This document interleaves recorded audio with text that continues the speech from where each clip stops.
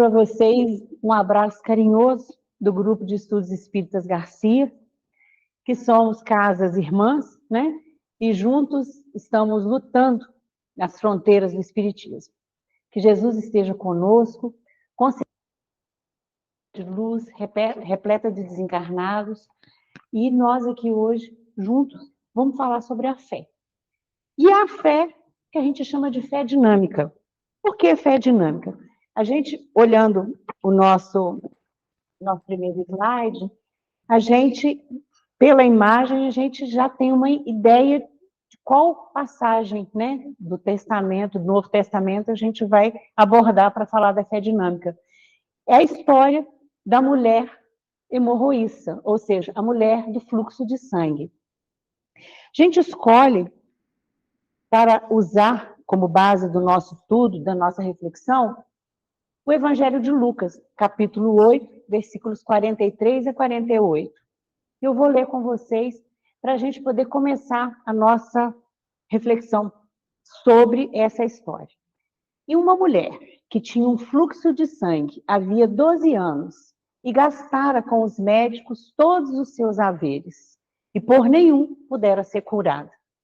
Chegando por detrás dele, tocou na orla do seu vestido e logo estancou o fluxo de sangue. E disse Jesus: quem é que me tocou? E negando todos, disse Pedro e os que estavam com ele: Mestre, a multidão te aperta e te oprime, e dizes: quem é que me tocou?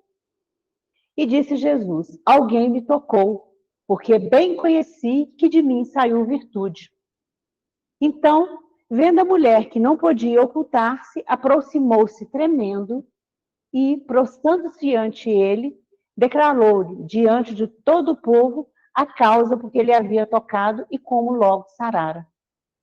E ele disse, faltou um pedacinho, e ele lhe disse: filha, a tua fé te salvou. Vá em paz, que a tua fé te salvou. O que acontece nesse momento? Vamos relembrar. Uma mulher, como qualquer outra, mas que trazia dentro de si um grande sofrimento. Ela sai de terras distantes e chega onde está o Mestre Jesus, toca-lhe a borda do vestido, a borda da veste, e é curada instantaneamente. Que fé é essa que a gente vai conversar? E a gente começa a se perguntar: quem é essa mulher? Quem que é? Bom, no livro Premissas do Reino, da Amélia Rodrigues, no capítulo 14, a gente vai ouvir a história dessa mulher. Do personagem do Boa Nova, que é uma compilação da Federação Espírita do Paraná, também vamos ouvir falar no capítulo 43 sobre ela. E lá eles dão nome para ela: Berenice Serápio Verônica. E assim, esses nomes, depois a gente vai explicar por quê, mas vamos primeiro falar quem que ela é, de onde que ela veio, qual que é o nome dela, como que ela se curou. São as perguntas que a gente traz para responder. Então, eu queria com vocês a gente fazer um passeio e fazer uma volta no tempo, e a gente vai para onde? Vai para o ano 1 da era cristã. Vamos para a Palestina, né? Na região, principalmente de Cafarnaum. Imaginem, nós estamos à beira do lago ali, o mar da Galileia.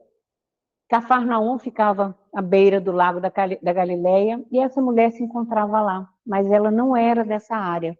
Ela era lá de cima, de Cesareia de Filipe, mais ou menos 50 quilômetros. Hoje, 50 quilômetros, a gente ultrapassa em questão assim, de 1 hora com carro, né?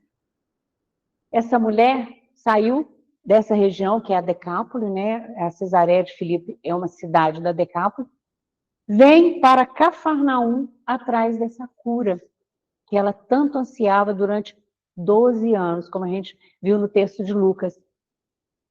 E ela não vem como as pessoas normais da época dela, apesar da grande dificuldade, vinham em caravanas, sob camelos ou com grupos. Ela vem escondida, porque essa mulher era impura. Essa era uma mulher considerada imunda, era uma mulher considerada doente, que ela tinha como se fosse uma doença que ninguém poderia tocar.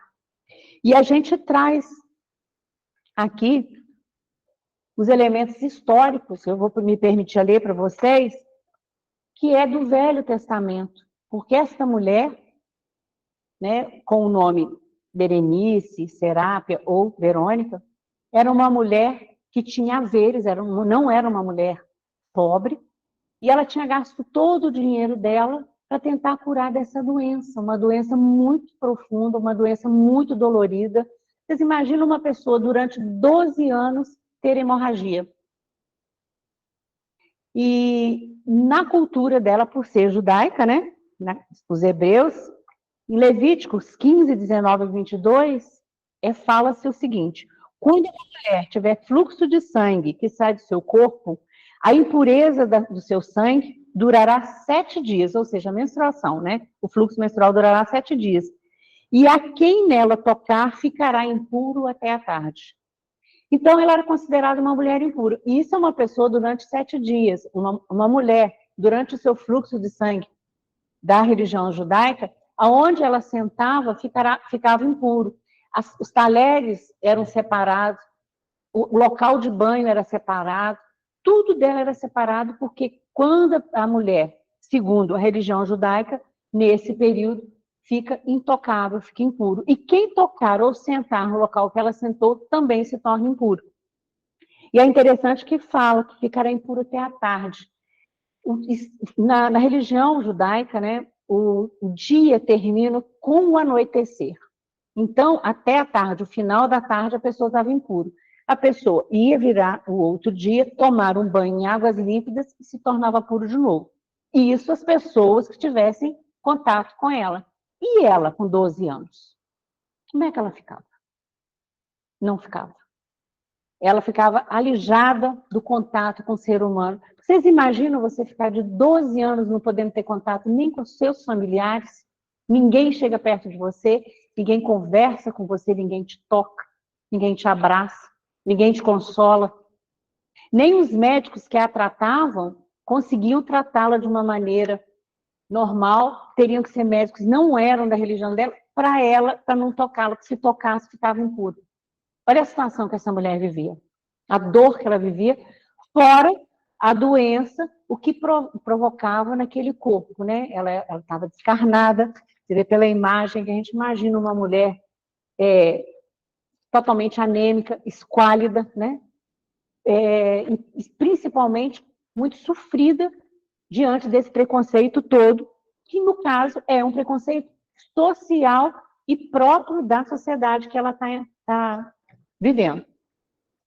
E em Levítico 15, 29 e 30, fala o seguinte: no caso da mulher impura, né, ter que ir ao templo, para ela poder, a pessoa que tem o sangue, para ela poder se livrar daquela impureza, a pessoa tem que fazer o quê? Uma oferenda no templo.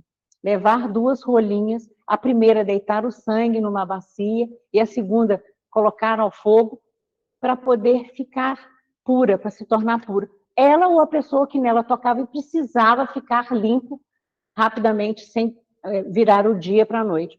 Aí vocês imaginam o nível de sofrimento. A gente está falando desses elementos históricos, principalmente para mostrar o nível de sofrimento que essa mulher vivia, né? Era uma pessoa que poderia se desesperar, perder toda a fé, e ela ficou 12 anos nessa situação, tentando todo tipo de cuidado e nada acontecia, até que ela ouviu falar num mestre nazareno que estavam pela região da Palestina fazendo curas, ajudando pessoas, uma pessoa que não tinha preconceito, que tinha muito respeito pelas mulheres.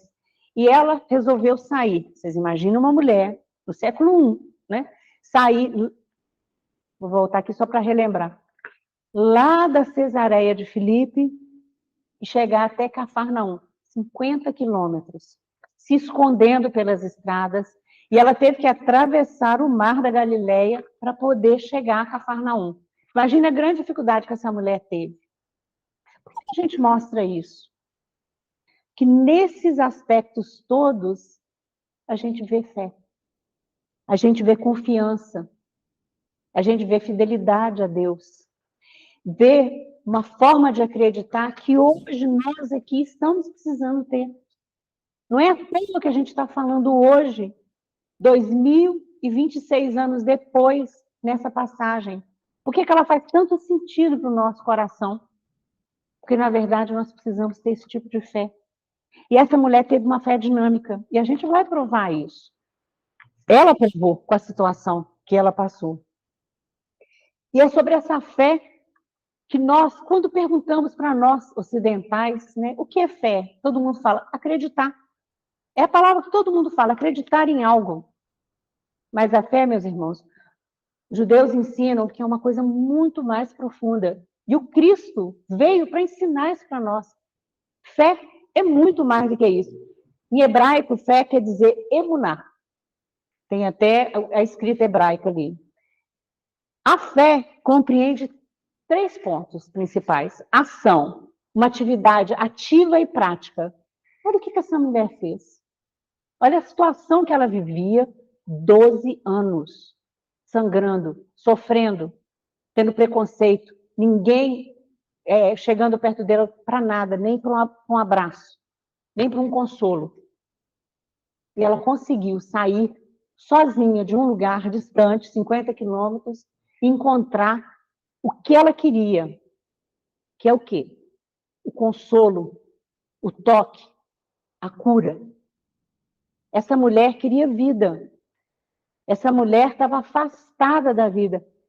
Para o judeu, muito antes do Ministério da Saúde, da ciência falar que sangue é vida, o judeu traz isso, e está em Deuteronômio, que sangue é vida. Então, eles não comem carne com sangue na carne.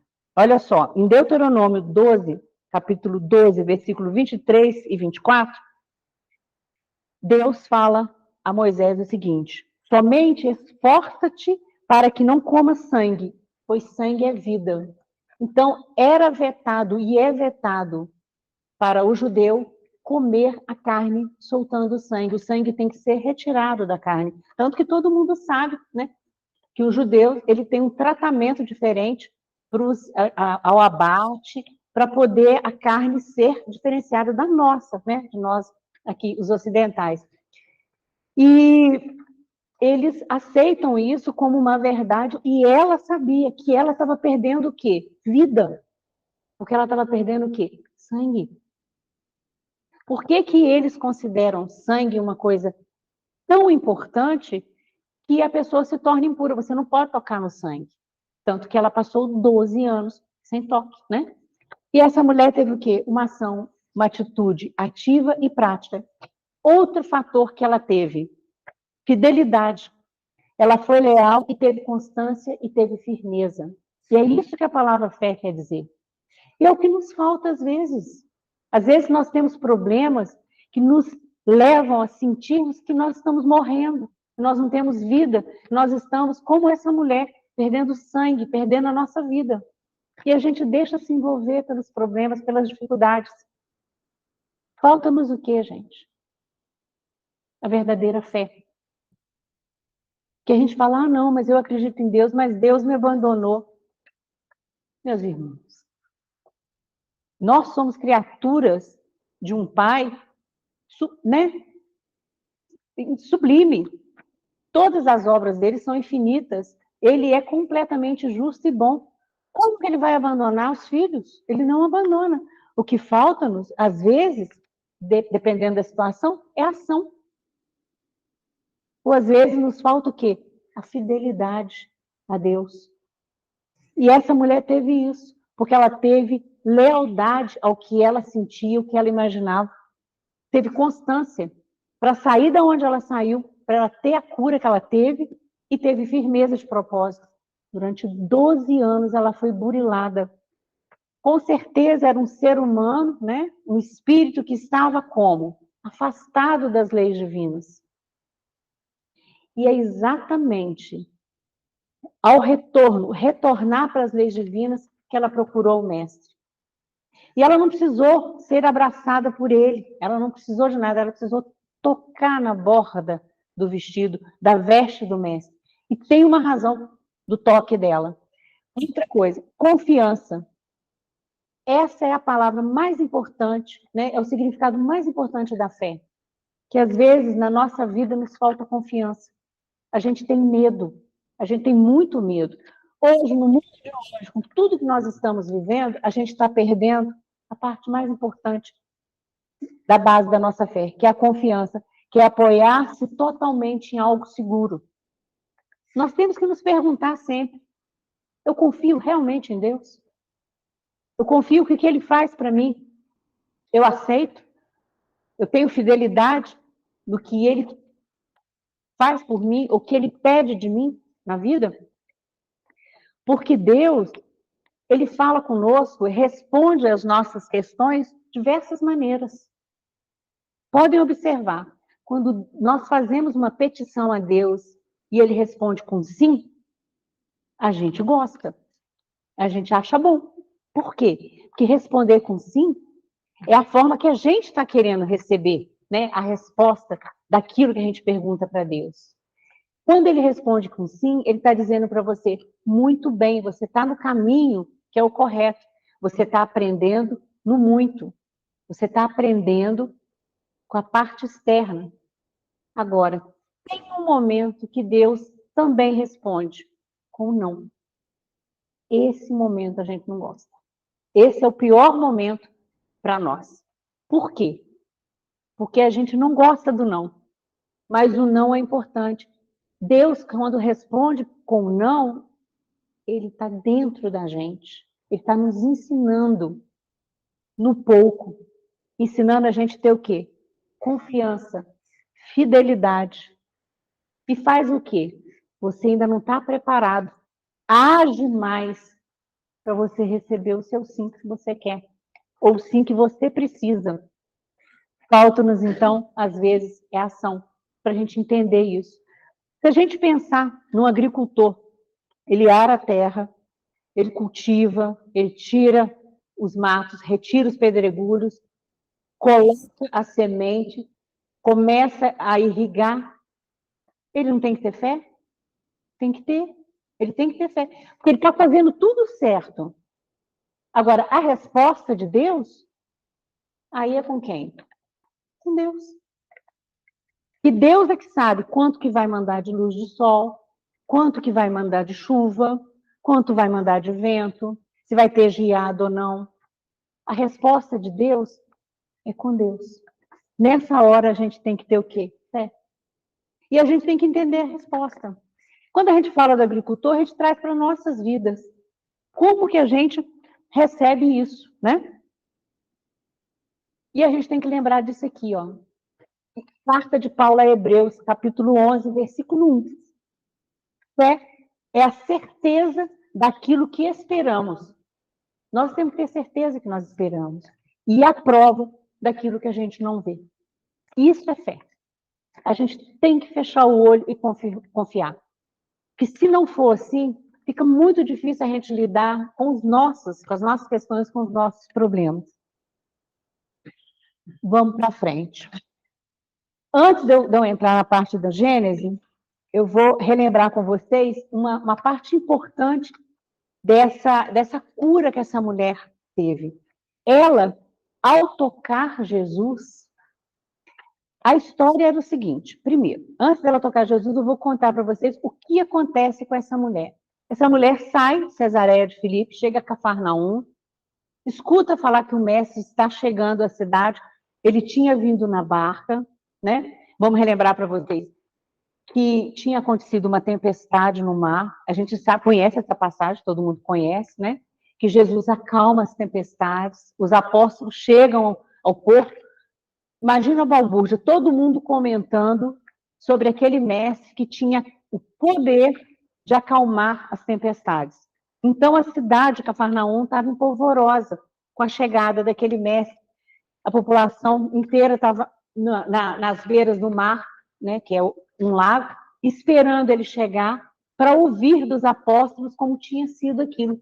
Antes disso, ele tinha feito uma outra cura, né? Isso tudo faz parte do messianato do Cristo, né? Nos últimos momentos de cura dele, ele tinha curado o endemoniado em Gadara, né? Os porcos tinham se lançado ao mar, ele tinha saído de Gadara, pego essa barca, acontecido a tempestade, ele acalmado a tempestade e tinha chegado no porto. A confusão era geral. E essa mulher chega à cidade, né? Desesperada, também querendo uma cura. Mas ela ficava pensando, como que eu vou pedir para ser curada? Eu não posso chegar perto dele e falar. Porque uma mulher impura, ela poderia ser o quê? Apedrejada. Porque ela estava impura, ela não podia tocar ninguém, chegar perto de ninguém. E ela falou, mas eu preciso da minha cura, eu preciso chegar perto dele. Eu tenho certeza que se eu chegar perto desse mestre, eu posso ser curada. E ela estava lá, quando ela viu o mestre, ela sentiu aquele influxo de vibração, aquele olhar piedoso. Ela falou, eu preciso chegar perto dele, mas como fazer isso? Ao mesmo tempo que ele chegava, a população o oprimia, né? Queria chegar perto dele, e um homem muito bom, um homem, um sacerdote do templo, chamado Jairo, vinha até a praia. Desde a parte da manhã, ele procurava Jesus, tinha ido à casa de Pedro, tinha ido à casa dos filhos de Zebedeu, procurando o mestre, porque a filha dele, que também tinha 12 anos, olha que coisa interessante, não é coincidência. Uma menina com 12 anos estava à beira da morte, era filho de um homem, de um sacerdote do templo muito piedoso, também precisava de Jesus. E uma mulher com 12 anos de sofrimento também precisava de Jesus. Só que uma estava ali para ser curada pelo Cristo, pessoalmente. Da outra, Jesus nem conhecia, aos nossos olhos, claro, né? Ninguém nem sabia que ela existia, porque ela era o quê? Mãe pura. Era uma pessoa, como a gente fala, né? Era uma pessoa invisível, né? Um ser humano invisível. Muito triste isso. E ela querendo essa cura. Quando o mestre encontra Jairo, ele sobe com Jairo em direção à casa de Jairo. Ao passar por uma rua apertada, a nossa mulher aproveita a oportunidade, se esgueira no meio do povo e toca a barra de Jesus. Mas ela não toca em qualquer lugar, não. Em lugar certo. Porque ela era judia, ela conhecia as leis, ela conhecia os profetas. Ela fica num cordão azul que ficava na franja da roupa do mestre. E esse cordão não estava ali à toa. Em Números, no capítulo 15, versículo 38 a 39, Deus fala com Moisés. Isso é a forma, né, alegórica que é escrito esse texto. E diz o seguinte: fala aos filhos de Israel e dize-lhes que nas bordas das suas vestes façam franjas pelas suas gerações. Cada franja representava uma geração daquela família. E nas franjas das bordas ponham um cordão azul. E as franjas vos serão para que, vendo-as, vos lembrem de todos os mandamentos e os cumprais. Olha que coisa interessante. Um cordão azul pendurado. Aqui, ó. Está até mostrando o cordãozinho azul pendurado. Para que esse cordão? Para que eles lembrem das leis divinas e que as cumpram. E não para não seguir os próprios corações. Ó, e não seguireis os vossos corações nem os vossos olhos, os quais andais prostituindo. Ou seja, todo judeu que olhasse aquele cordão na rua da sua roupa ou da veste do outro judeu, ele lembrava, opa, eu tenho que lembrar de quê? Dos mandamentos de Deus. Eu tenho que lembrar das leis divinas. Você entendeu? Olha que coisa bonita, que coisa interessante. Ela sabia que aquele local a ligava com as leis divinas. Porque ela sabia que a dor que ela levava durante 12 anos era o afastamento que aquele espírito teve das leis divinas. Ela, para retornar às leis divinas, retornar a Deus, ela quis tocar onde? Na franja, que lembra aos homens da lei divina. Então, ela não tocou em qualquer lugar. Isso aí é um amuleto? Não. Isso aí, para ela, na cultura dela, está fazendo com ela o quê? O religare, a ligação dela com as leis divinas. O que que nos faz ligar às leis divinas, meus irmãos? Isso aqui, o que nós estamos fazendo hoje. Estudar, aprender, melhorar, desenvolver. É isso que a gente faz. Na cultura dela, aquele cordão a fazia lembrar das leis divinas. Aquele cordão fazia ela ter vida. Tanto que Jesus diz o seguinte: de mim saiu virtude quando ele foi tocado. Ele parou, virou para Pedro, virou para os outros apóstolos, alguém me tocou. Falou, mestre, mas todo mundo te aperta. Todo mundo está te tocando. Ele falou, não. Senti que de mim saiu virtude. Por isso que ela é obrigada a se revelar. Ele já sabia quem ela era, mas ele queria que ela falasse. Ela, naquele momento, ela estava cometendo 3 contravenções contra a lei. Vocês observaram? Primeiro, uma mulher impura não podia estar no meio público. Segundo, uma mulher impura não podia tocar ninguém. Ou ser tocada ali no meio, ela misturou num monte de gente. E terceiro, ela tocou um mestre, né? Que é acima dos homens na lei judaica. Então, ela poderia ser apedrejada, mas o sangue dela estancou naquele momento. Naquele momento ela sentiu a cura. Naquele momento ela sentiu diferente. Naquele momento ela sentiu um fluido vindo, poderoso para ela. Foi Jesus que provocou isso? O que vocês acham? Não, né? Porque ele mesmo a cumprimenta e fala, filha, a tua fé te salvou. Ele não disse, eu te salvei, vai em paz, como ele fez com o cego, né? Eu te curo, ser limpo. Ele não fez isso. Com ela ele falou o quê? A tua fé que te salvou, vai em paz. Então, ela teve isso, fé. Fé de verdade, uma fé muito dinâmica.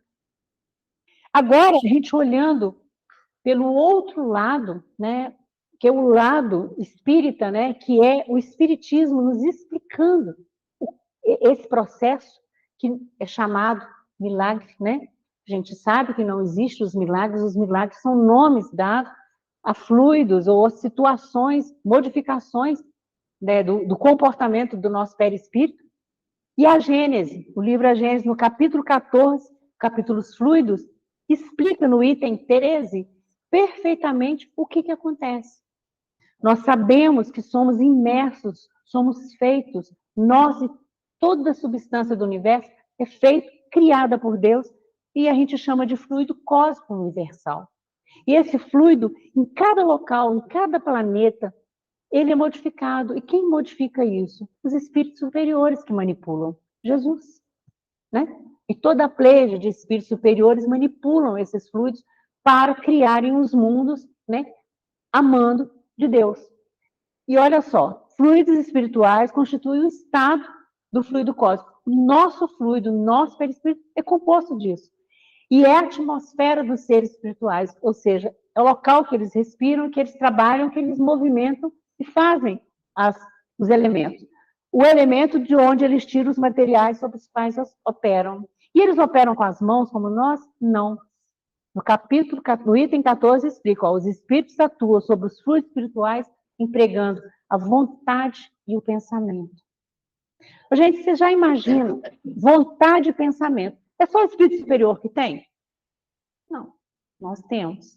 Leon Denis fala, uma frase que eu gosto muito, a vontade é o dínamo perfeito da nossa alma. Ou seja, a vontade é toda a força que a gente pode empregar para poder modificar algo.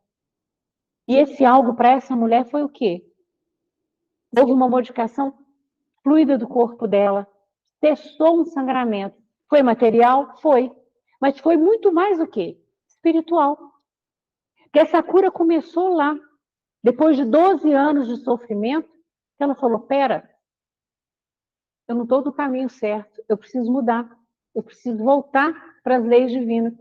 Saiu da terra dela, teve que fazer essa caminhada. Vocês imaginam a dificuldade que deve ter sido. se escondendo nas estradas. Como ela atravessou isso não se conta, esse mar da Galileia, mas deve ter sido muito complicado. Ou seja, ela fez uma modificação do próprio perispírito. Ela foi se modificando, foi se movendo dentro da dificuldade dela. E não é isso que Deus pede de nós o tempo inteiro, diante dos nossos problemas que nós temos? A gente talvez não tenha um problema tão sério, tão profundo. Às vezes o nosso é até mais profundo, mais longo do que 12 anos. Às vezes nós passamos encarnações após encarnações, vivendo dificuldades. Chegamos na outra encarnação, repetimos as dificuldades novamente. Por quê? Porque a gente não tem a consistência, a fé e a perseverança que essa mulher está tendo. Por isso a fé dinâmica, por isso essa fé operante. E fala lá, ó, as transformações realizadas resultam de uma intenção. De quem que era a intenção? Dela. A intenção tem que ser nossa, não pode ser do Cristo. Ou de um pensamento inconsciente. Ali foi consciente, no caso dela foi consciente. Os espíritos, quando movimentam os fluidos espirituais, fazem de forma inconsciente, através de Deus, ou consciente, através dos nossos pedidos.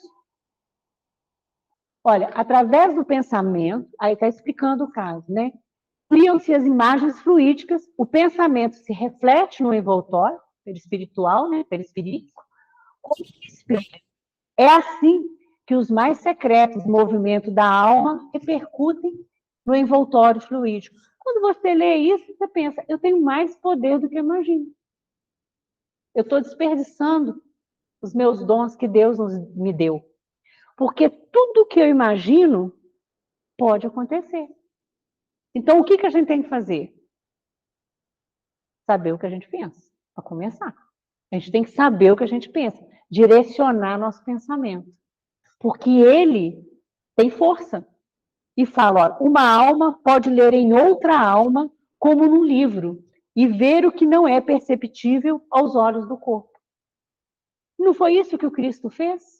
O espírito do Cristo, um perispírito puro, crístico, leu imediatamente o perispírito daquela mulher, o desejo ardente dela, e ao tocar aquela borda, ela se cura.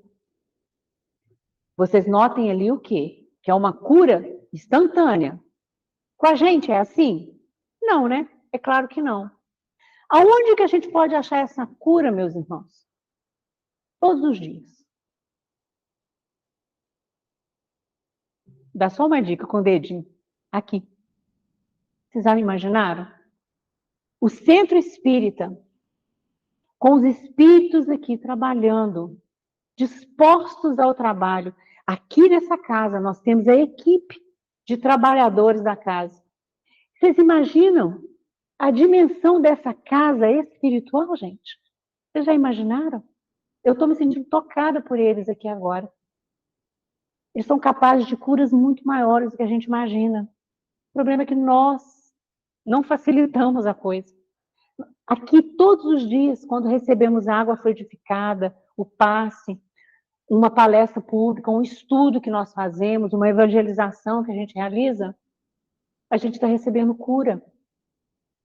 Mas nós precisamos direcionar o nosso desejo para essa cura. É essa parte que às vezes falta. Porque a cura existe. O Cristo estava lá. E ele fez aquela cura instantânea. Aqui a gente pode talvez levar um pouco mais de tempo, mas nós somos curados. Eu tenho certeza que cada um aqui já experimentou uma cura espiritual, pelo menos muito grande. Eu tenho certeza. E se a gente, dentro de um centro espírita, chega com esse tipo de pensamento, a gente facilita, a gente limpa esses canais. Essa mulher fez isso. Ela teve que sofrer 12 anos, se afastar 12 anos e voltar para as leis divinas e procurar a cura dela. E é isso que o Cristo quer de nós, ação. Né? Essa fé operante é isso. E olha só, reflexão, né, da Gênesis, no capítulo 15, no item 10 e 11, chamado curas. Está lá no livro para a gente estudar. Ó, conhecendo em si mesmo a virtude que dele havia saído. Jesus percebe que dele saiu virtude, tanto que ele comenta, não deixa passar. Ele estava indo para salvar né, para acordar a menina que dormia, Talita, a filha de Jairo. Levanta, Talita. E ele fala, né, com a família dela. É a primeira coisa que ele fala. Dê comida para ela, que essa menina precisa de alimento orgânico, que o alimento espiritual ela tinha acabado de receber. O pai, com a força espiritual dele, já estava realizando a cura da menina. E Jesus foi lá e completou aquele trabalho.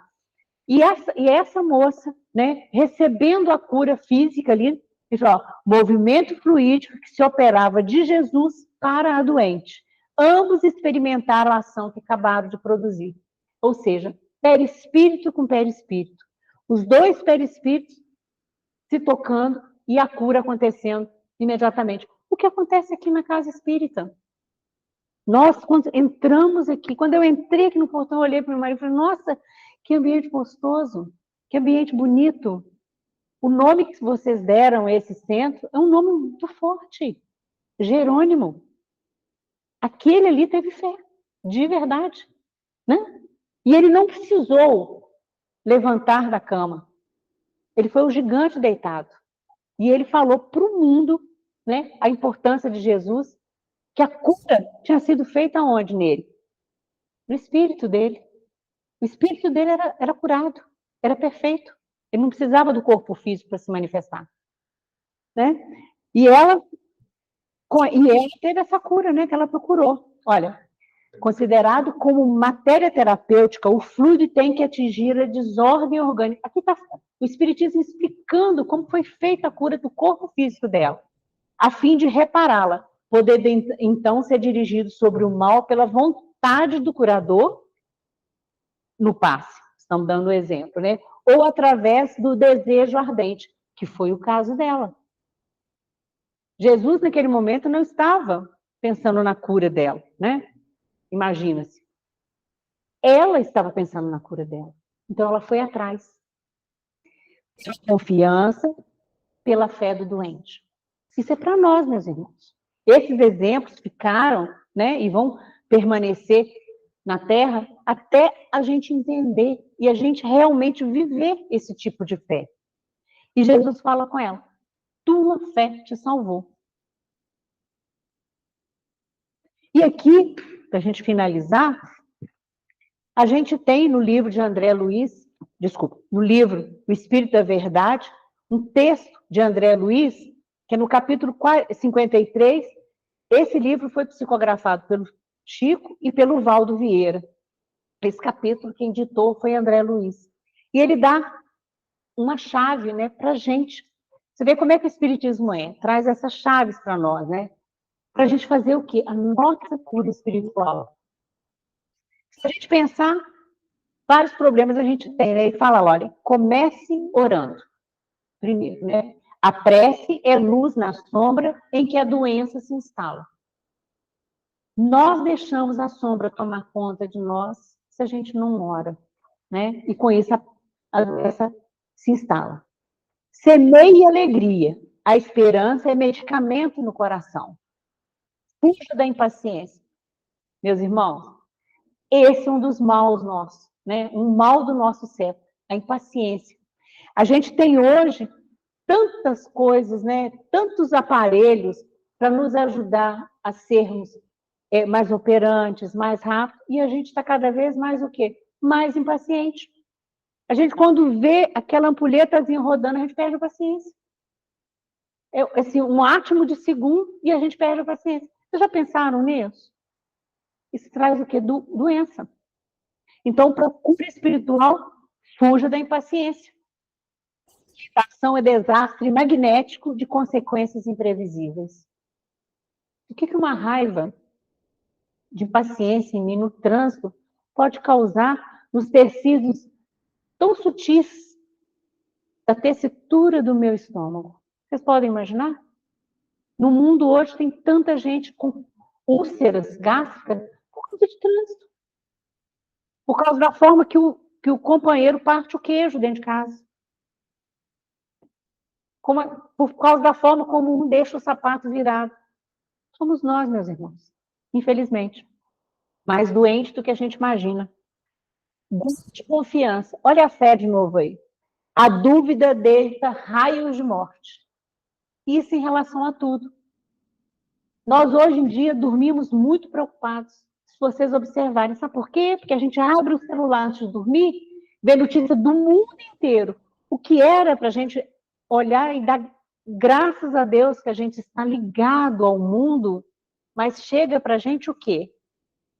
Terremoto na Itália, morte em trem na França, tiroteio, uma mulher caiu dentro do bueiro, só falam disso na internet hoje, né? Uma mulher caiu no bueiro, que deixaram o bueiro estampado, a mulher bateu lá dentro.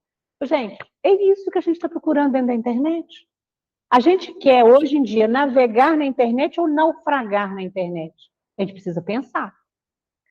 Nessa hora que a gente está no centro espírita, estudando, é que a gente tem que pensar nessas coisas. Eu estou navegando, eu estou naufragando na internet. Porque esse tipo de assunto, ao dormir, faz o quê? Me leva para onde? Para locais de estudo? Me traz de volta aqui para o centro às 3 da manhã para estudar com os espíritos? Ou me leva para as regiões, né, trevosas, regiões tristes, que a gente sabe que povoa a nossa ordem? Então, a gente tem que pensar. Não critique. A censura é os agentes da afinidade. A crítica nos afasta dos outros. E nós hoje precisamos estar juntos cada vez mais. Você vê aquela mulher, ela por 12 anos não pôde ter um toque.